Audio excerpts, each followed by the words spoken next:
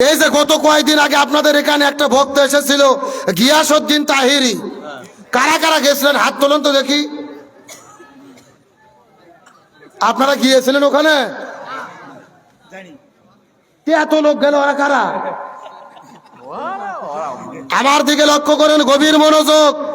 যেই গিয়াসউদ্দিন তাহিরি ওয়াজের মাহফিলে গিয়ে জিকির করে বসেন বসেন বসে যান, এ কথা কন না কে? মাহফিলের মধ্যে গিয়ে নাচানাচি করে আজকে দেখলাম সেই গিয়াসউদ্দিন তাহিরির বিরুদ্ধে মামলা করা হয়েছে, তার বিরুদ্ধে মামলা হয়েছে।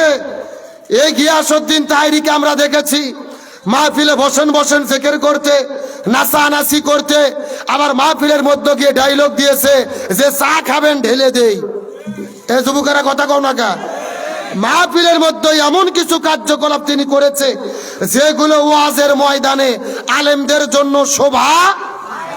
আমরা গত 6 মাস আগে দেখেছিলাম বাংলাদেশের একজন প্রখ্যাত ইসলামিক স্কলার শাইখ আহমদুল্লাহ হুজুরের বিরুদ্ধে তিনি লেগেছিল, তাকে 24 ঘন্টার মধ্যে মামলার হুমকি দিয়েছিল, তার বিরুদ্ধে দাঁড়িয়েছিল।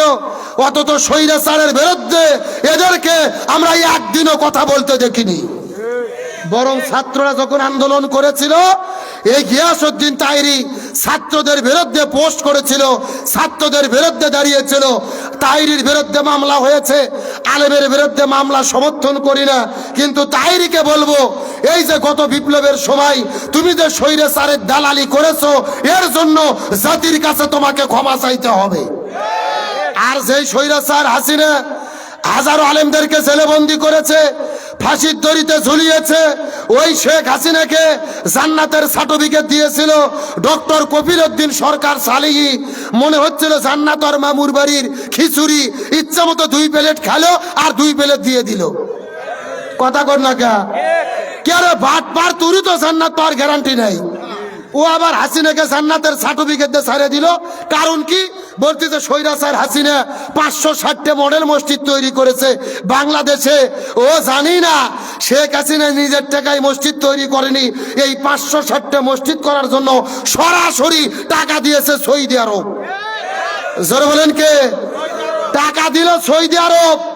আর আমরা হাসিনাকে কওমি জননী উপাধি দিয়ে জান্নাতের সার্টিফিকেট দিয়ে তাড়ায় দিলাম।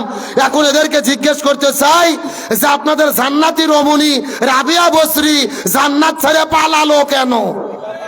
কথা কোন ঠিক কিনা?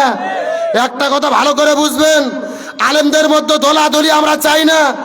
এই বাংলাদেশের স্বাধীনতার 54 বছর পার হয়ে গেছে, এক দল ক্ষমতায় এসেছে আর এক দল ক্ষমতা থেকে চলে গেছে, আমরা শান্তি পাইনি।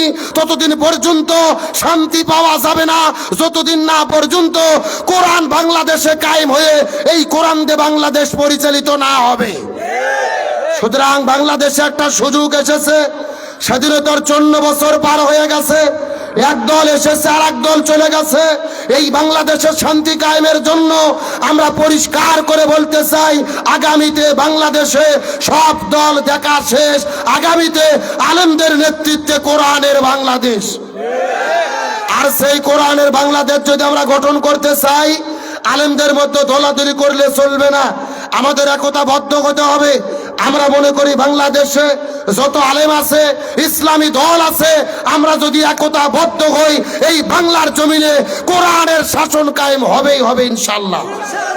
কিন্তু বলতে চাই, যারা গত 16 বছরে স্বৈরাচারের দালালি করেছে, শেখ হাসিনাকে তেল আর পাম মেরে জান্নাতের সার্টিফিকেট দিয়েছে, ওই সমস্ত মুনাফিকদের বিচার এই বাংলার জমিনে হতেই হবে, অথবা তাদেরকে জাতির কাছে ক্ষমা চাইতে চিৎকার করে বলেন আমরা শান্তি চাই কি চাই না? আমার দিকে লক্ষ্য করেন, এই যে আপনারা লেখা দিয়েছেন আব্দুল সালাম যুক্তিবাদী, আমি যুক্তিতে কিছু কথা আপনাদেরকে বুঝাই। মনে করেন বাংলাদেশের ঢাকা শহরে বিশাল বড় একটা পানির ট্যাঙ্কি আছে, যেরকম কিসের ট্যাঙ্কি, ওই ট্যাঙ্কির মধ্যে থেকে পাইপ দিয়ে দিয়া বাংলাদেশের 64 জেলায় পানি সাপ্লাই দেওয়া হয়। কিন্তু এই ট্যাঙ্কির ভেতরে একটা মরা বিড়াল মরিয়ে পচে গন্ধ উঠে আসে। একটা পাইপ আস্তে আস্তে আস্তে আস্তে আস্তে আপনাদের নন্দীগ্রামে এসেছে। এখন বলো তো, পাইপ দিয়ে যেই পানি বের হচ্ছে ওই পানি ভালো না গন্ধ? এখন গন্ধওয়ালা পানি বের হওয়ার পরে বগুড়া জেলার যত হুজুর আছে, মুফতি, মুহাদ্দিস, ইমাম, ফকি, মুয়াজ্জিন, খতিব, সবাইকে ডাকতে পারছে, এই হুজুরের গোষ্ঠীরা, এই যে গন্ধওয়ালা পানি বের হচ্ছে তোমরা ফু দিয়ে দিয়ে পরিষ্কার করো। হবে এই কথা কোন হবে? আচ্ছা, আপনাদের বগুড়া জেলার হুজুর তো দূরের কথা, কাবা শরীফের ইমামও যদি আসে ওই পানি ফু মারে বিসমিল্লাহ কইয়া, পরিষ্কার হবে? আচ্ছা বলেন তো, পানি পরিষ্কার করতে গেলে কি পরিষ্কার করা লাগবে? ওই যে ঢাকা শহরের ট্যাঙ্কি পরিষ্কার করা লাগবে, এটা কি বুঝেছেন?